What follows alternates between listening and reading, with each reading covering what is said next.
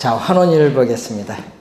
자, 환원율의 개념 구조, 종류 구하는 방법이 나오죠. 개념 문제 나올 수도 있고.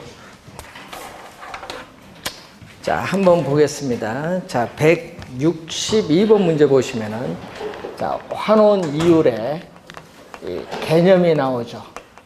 환원이율은 우리는 대상 물건으로부터 장래에 산출할 것으로 기대되는 순수익을 통해서 부동산 가액을 구하기 위한 이율의 개념이죠. 부동산 가액은 10억인데 순수익이 1억이면 10%입니다. 그래서 부동산의 수익성을 나타내는 비율의 개념을 우리는 바로 환원이율입니다. 자, 그래서 분모가 부동산 가액은 거래 가격이죠. 그리고 순수익은 임대용 건물의 임대 수익이죠. 비율로 설명할 수 있습니다. 맞는 질문. 2번 환원이율인데 2번은요 물리적 투자결합법입니다. 물리적 투자결합법에서 환원이율은 토지 환원이율과 건물 환원이율로 구분할 수 있습니다. 자, 3번은요 금융적 투자결합법입니다. 금융적 투자결합법에서 환원이율은 자기자본 환원이율과 타인자본 환원이율로 구분할 수 있는데, 자기자본 환원이율을 지분 환원율이라고 하고 타인자본 환원율은 저당 환원율이라고 합니다. 자, 환원율은 할인율이라든지 또는 내부 수익률과 다른 소득률의 일종을 말합니다. 자, 환원율은 무위험 이자율로 설명한다 하니까 틀린 지문이죠. 자, 환원율 구하는 방법을 보시면은 거기에 5가지가 나오죠. 시장, 추출법도 있는데 뭐가 있죠? 요소, 구성법, 조성법이 있어요. 자, 요소, 구성법, 조성법은 환원이율을 구할 때는 순수이율에 위험률을 가산한 율인데, 자, 순수이율은 주의할 것은 기대이율, 적산법에서의 기대이율이 아니죠. 아니라 뭐를 의미한다? 순수이율은 투자론에서 배운 무위험 자산의 수익률, 무위험률인 국채 수익률을 말하고, 이때 위험률은 위험 부담에 따르는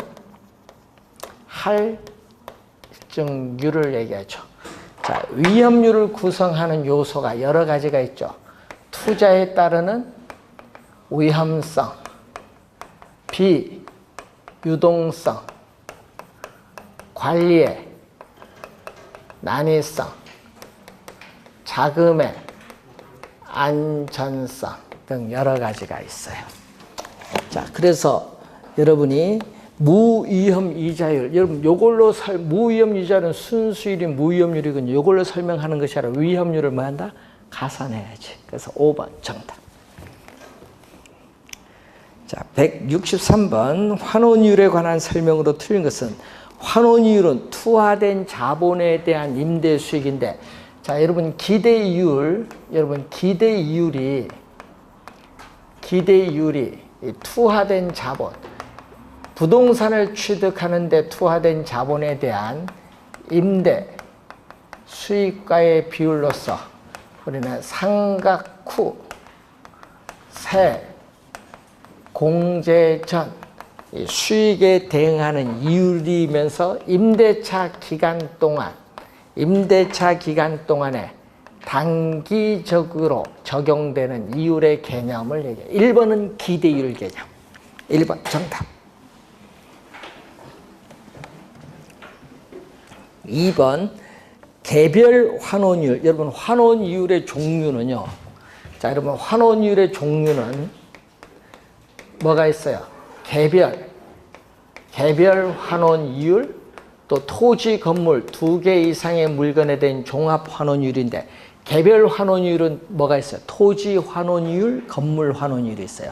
그리고 감가상각률 포함 여부에 따라서 상각전 환원이율, 상각 후 환원율, 또 소득세 포함 여부에 따라서 세공제 전 환원 이율, 또 세공제 후 환원 이율의 개념이 있어요. 그러니까 지금 개별 환원 이율 설명이죠. 2번.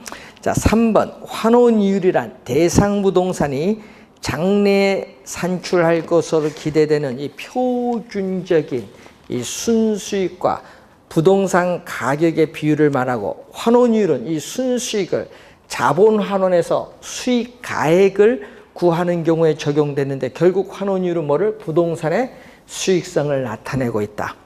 자, 세공제 전 환원이율, 요걸 묻는 거죠. 세전, 세금을 납부하기 전이에요. 그래서 세금으로 인한 수익의 변동을 환원이율에 반영을 하여 조정을 한다, 안 한다? 세공제 전이고 조정하면 안 되지. 환원이율에 반영 조정하지 않은 뭐다? 환원이율입니다. 세공제 전이니까 조정하지 않은 환원이율입니다. 1번 정답입니다. 자, 164번 문제로 가는데, 자, 환원이율 구하는 방법은 우리가 투자결합법이 있는데, 투자결합법은 두 가지, 물리적 투자결합법, 금융적 투자결합법 두 가지가 있어요. 자, 물리적 투자결합법은 토지, 건물이 결합된 거죠. 자, 이렇게 토지와 건물이 결합됐어. 자, 이 토지와 건물이 결합된 복합, 자, 토지와 건물이 결합된 복합 부동산의 순수익, 즉 소득을 창출하는 부동산의 능력이 토지와 건물이 서로 다르며 토지 소득, 건물 소득 분리될 수 있다는 가정하에 구하는 방법을 얘기하겠죠. 그래서 토지, 건물 두 개 이상의 물건에 대해서 적용하는 이 종합 환원 이율을 개념은 분리가 되니까 토지, 건물 따로 구해야겠죠. 자, 토지 투자자가 요구하는 수익률이 있겠고, 또 건물 투자자가 요구하는 수익률이 있겠죠. 자, 이렇게 토지 부분과 건물 부분을 이렇게 따로 분리를 해야 돼. 분리. 그리고 가중치를 곱한데 전체 부동산 가격에서 토지 가격이 차지하는 비율을 곱해주고, 또 전체 부동산 가격에서 건물 가격이 차지하는 비율을 곱해주면 돼요. 자, 이때 164번 문제 보시면은 수익 방식의 직접 환원법에 의한 대상 부동산의 시상가액을 구하는데, 가능 총수익은 연 2천만 원. 자, PGI 연 얼마 나오죠? 2천만 원이 나오고, 자, 여기서 공실은 얼마? 가능 총수익의 몇 프로? 10%. 자, 2천만 원에 10%가 나와요. 자, 10%가 나오니까 얼마죠? 200만 원이 나오지. 자, 빼주고 요거 빼주니까 얼마 나오죠? 우리가 1,800만 원이 유효 총소득이 나오는데, 자, 이 유효 총소득에서 영업경비는 유효 총소득의 몇 프로? 30%가 나요. 그러면은 540만 원이 되죠. 그 빼주면은 1260만 원이 순영업소득이죠. 자, 순영업소득. 자, 그러면 부동산의 시상가액은 순영업소득 얼마? 1260만 원이 들어가는데, 들어왔죠? 그런데 뭐는? 환원 이율이 문제지. 자, 환원 이율이 들어와야 되는데, 환원 이율은 요거죠. 토지, 건물 주어진데, 토지는 몇 프로? 토지는 5%, 건물 7%인데, 거기서 구성이 나왔죠. 토지, 건물의 가격은 각각 몇 프로? 50%. 그러면 전체 100%에서 토지 가격은 50% 차지하고, 건물도 전체 100%에서 몇 프로? 50% 차지하니까 여기 0.5, 0.5 반이죠. 그러니까 12% 두 개 더해 준 거 반, 6%가 환원이요. 그럼 6%죠? 6%니까 얼마? 0.06, 6%. 분모 분자에 100을 곱해주니까 얼마? 12억 6천만 원을 6으로 나눠주니까 얼마죠? 2억 1천만 원이 답. 2억 1천만 원 찾으면 돼요. 정답 3번이 정답.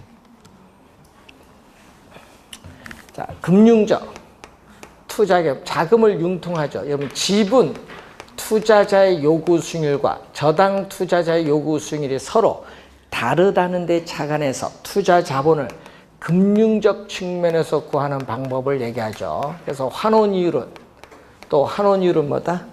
우리는 지분 투자자가 요구하는 수익률을 지분 환원율, 자기 자본 환원율을 얘기하죠. 저당 투자자가 요구하는 수익률을 저당 환원율은 타인 자본 환원 이율을 얘기해요. 타인 자본 환원율을 얘기하는데 여기에다가 가중치를 곱하죠. 자, 가중치는 여기 뭐죠? 부동산 가격에서 자기 자본이 차지하는 비율. 자, 부동산 가격에서 타인 자본이 차지하는 비율인데 저당 비율은 LTV, 대부 비율을 얘기해요. 자, 얼마죠? 지금? 자, 지분 환원율 몇 프로? 5%. 저당은 몇 프로? 10%. 요게 5%고 요게 몇 프로? 10%가 주어졌는데 우선 지분은 20%죠. 그러니까 여기 100% 전체 100%에서 자기 자본은 몇 프로? 20% 차지하고 여긴 전체 100%에서 몇 프로 차지? 80% 차지. 여기 0.2거든요. 0.2를 곱해주니까 여기 얼마? 1%. 여기는 몇 프로? 8%. 더해줬더니 몇 프로다? 9%. 자, 9%니까 얼마가 나와야 돼? 0.09가 나와야겠죠. 자, 그러면 얼마 나와요? 165번 문제 보시면은 유효 총소득에서 유효 총소득 4천만 원에서 뭐를 빼줬다? 영업경비 400만 원을 뺐더니 순영업소득은 얼마?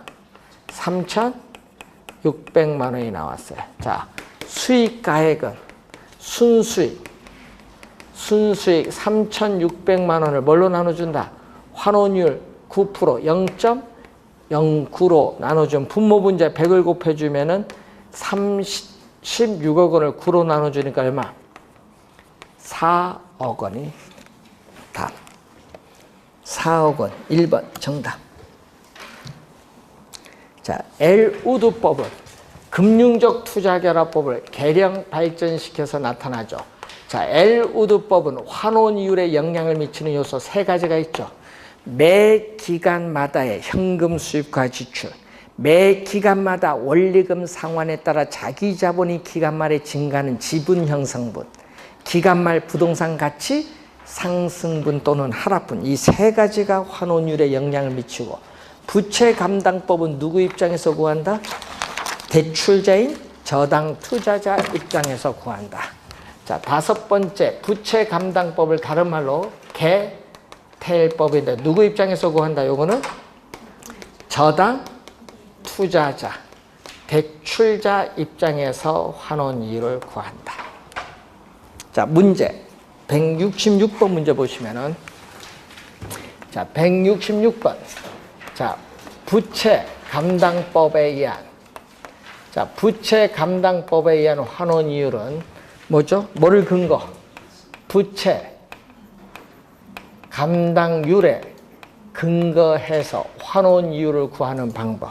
그래서 부채 비율에다가 대부 비율에다가 뭐 저당 상수를 곱해주죠. 그래서 여러분 암기할 때 요거 막 앞글자 따서 많이 암기하다 여러분은 부대전. 하여튼 뭐 부대찌개인지 뭐 부대전자 하여튼 잘 암기를 하시되. 자, 거기에 순영업소득 얼마 나오죠? 부채 감당률은 순영업소득 2천만 원이 나오고 부채 서비스액 얼마? 2천만 원. 그럼 순영업소득이 부채 서비스액이 얼마 되느냐? 이게 부채 감당률이 나오고 자, 대부 비율은 문제 없고 저당 상수 얼마? 0.1이 나와요. 그럼 대부 비율 구하면 되겠네요. 대부 비율은 뭐가 나왔다? 부채 비율이 나왔어요. 여러분 부채 비율이 100%입니다. 자, 100%는 1이거든요. 1. 예? 1. 그래서 부채 비율은 뭐예요? 부채 비율은 지분 비율에 대한 대부 비율이 차지하는 비율인데 여기에 100%는 1이거든요. 자, 이 말은 이렇게 쓸 수 있어요. 이 말은. 그러니까 얼마? 지분 비율과 대부 비율이 서로 얼마? 같다. 지분 비율과 대부 비율이 서로 같다는 것은 몇 프로? 50%, 50%. 50%, 50%니까 얼마? 0.5. 50%. 예? 그럼 여기 얼마죠? 요거 1이니까 0.05. 정답. 여기다가 100을 곱하면, 퍼센티지로 구하려면 100을 곱해주니까 몇 프로? 5%. 1번 정답.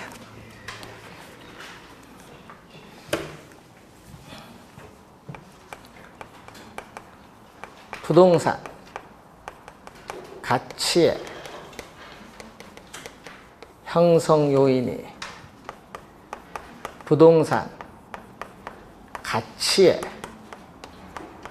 발생 요인에 영향을 미치고 부동산 가치의 발생 요인은 부동산 가치에 영향을 미치는데 가치 발생 요인에는 뭐가 있어요? 경제적 측면에서 나타나는 요인 그리고 법적인 측면에서 나타나는 요인이 있겠죠.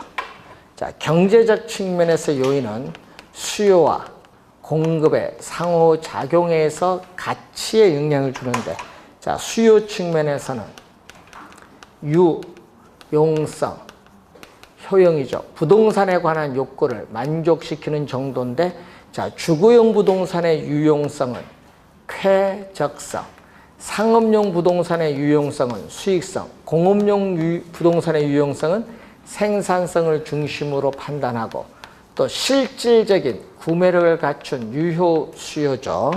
자, 유효 수요는 부동산을 구매할 의사도 있지만은 그 부동산에 대해서 구입을 할 수 있는 뭐도 갖추고 있어야 된다? 지불 능력도 갖춘 게 무슨 수요다? 유효 수요가 돼. 자, 공급에는 상대적 희소성. 상대적 희소성인데 희소성은 뭐에서 나타나죠? 부증성. 토지 소유에 있어서 토지를 소유하고자 하는 욕망은 무한한데 그 욕망을 충족시켜줄 토지 자원은 한정되어 있다는 희소성. 상대적이 나오죠. 요거는 뭐에서? 용도의 다양성에 의해서.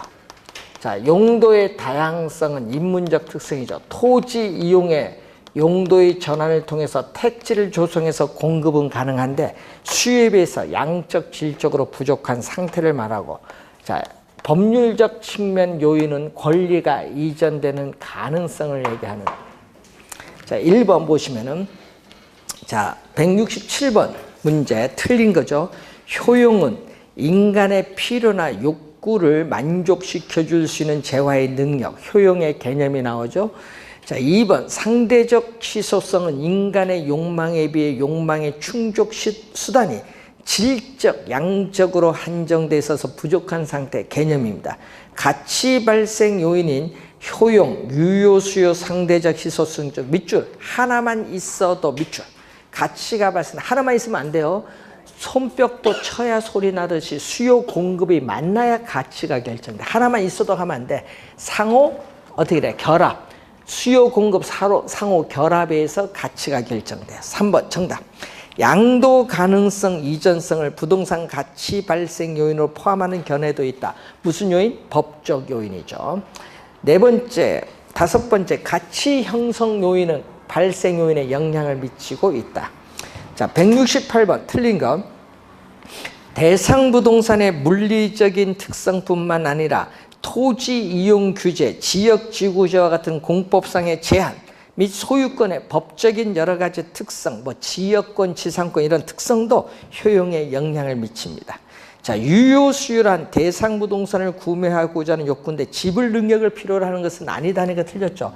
지불 능력 필요로 합니다. 2번 정답. 상대적 희소성이란 부동산에 대한 수요의 공급이 양적 질적으로 부족한 상태를 말하고, 효용은 부동산의 용도에 따라 주거지는 쾌적성, 상업지는 수익성, 공업지는 생산성으로 표현될 수 있습니다. 부동산 가치는 가치 발생 요인, 요것에 뭐 상호 뭐 결합에 의해서 발생을 합니다. 자, 169번 문제로 갑니다.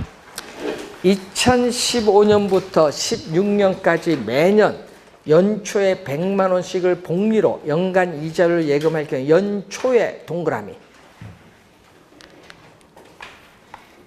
자, 연초죠. 자, 2000 얼마?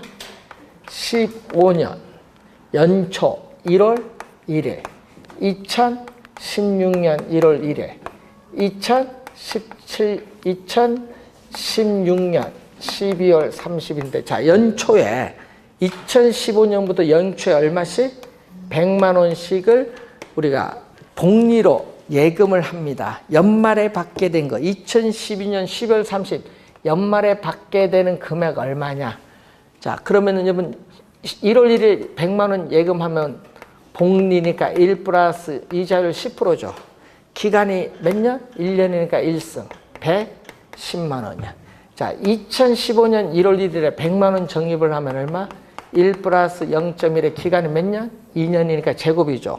자, 이때 1 플러스 0.1, 1.1을 제곱하면 1.1이니까 121만 원. 두 개를 더해주니까 얼마?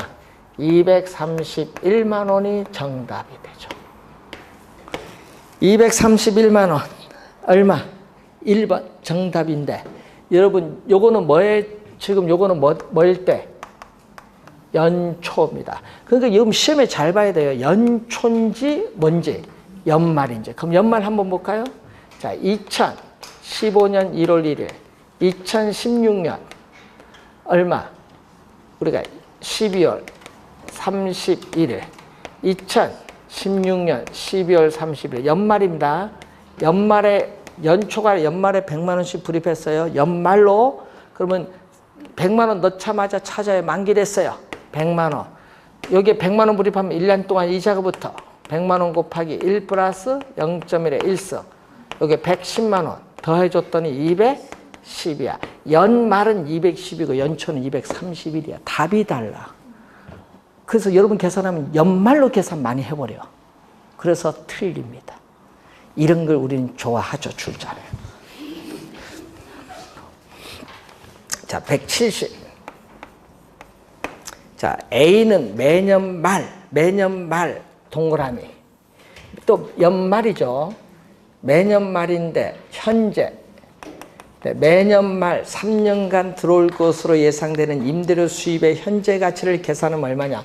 매년 말 3년이거든요. 1년 말, 2년 말, 몇 년?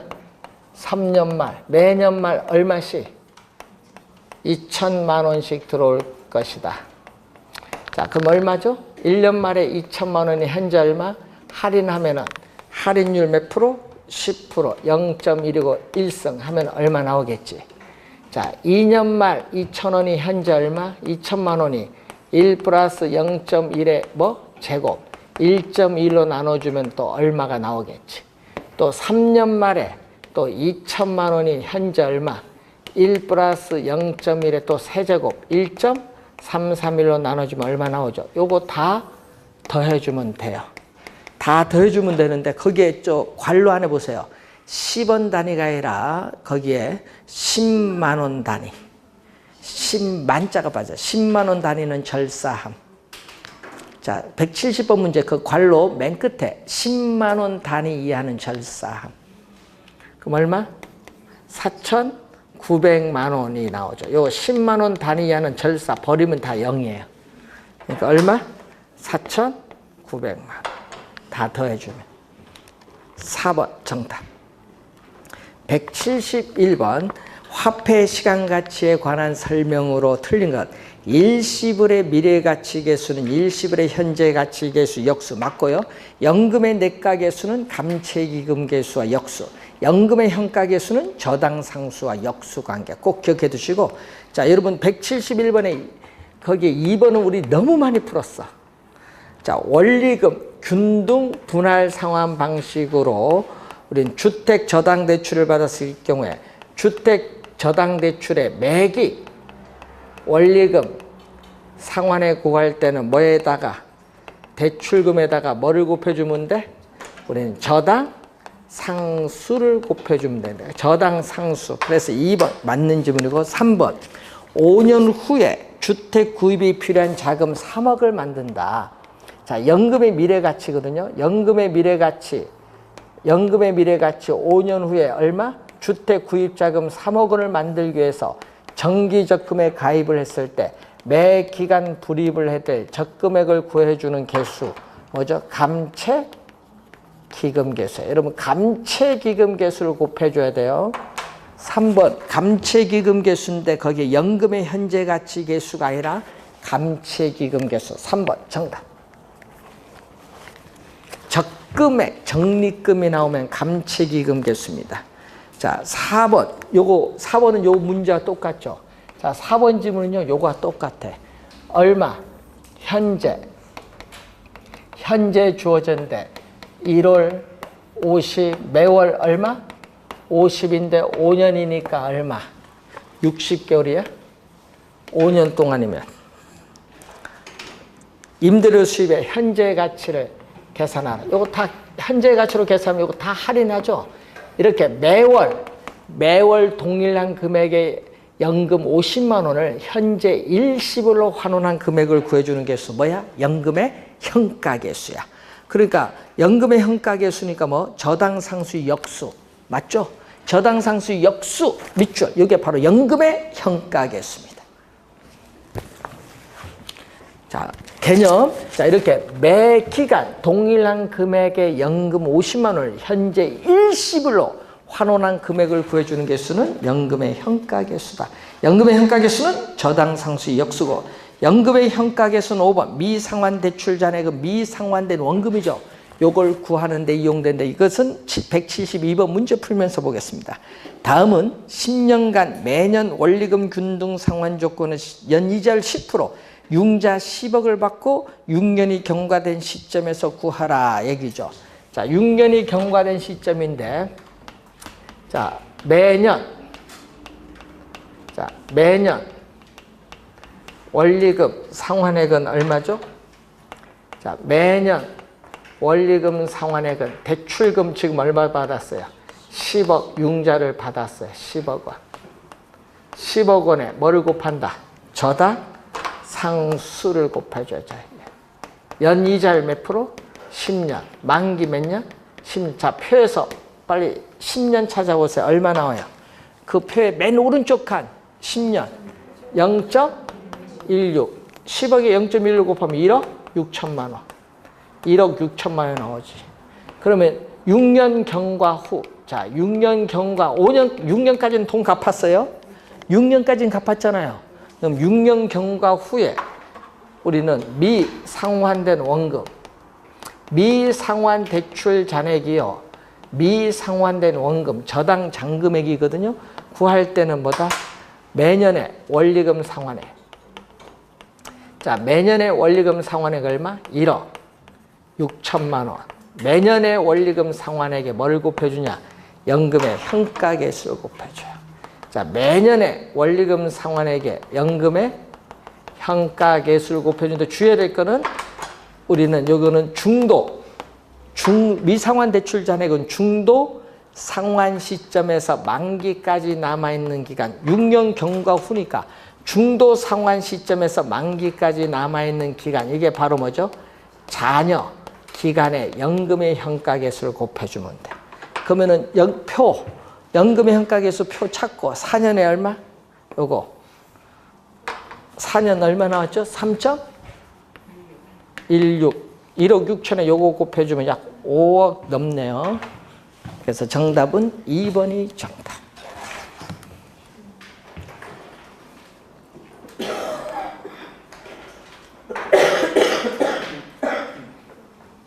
그래서 한번 확인을 한번 해보시기 바라고, 자, 이렇게 해서 여러분이 우리가 이틀에 거쳐서 설명한데 요 내용과 백선 요 두 가지만 확인하고 들어가시면 돼. 다시 볼 거 없어요, 시간이. 그래서 그 봐서 이해 안 되는 부분 다시 그 부분만 확인하시고 들어가시면 되겠습니다. 민법은 내일 하고 또 뭐 다음 주 월요일 하는 그거 갖고 정리해서 들어가면 되지. 이해 안 되는 것만 딱 확인하시면 되지. 자, 오늘 수고하셨습니다. 자, 안녕히 가십시오.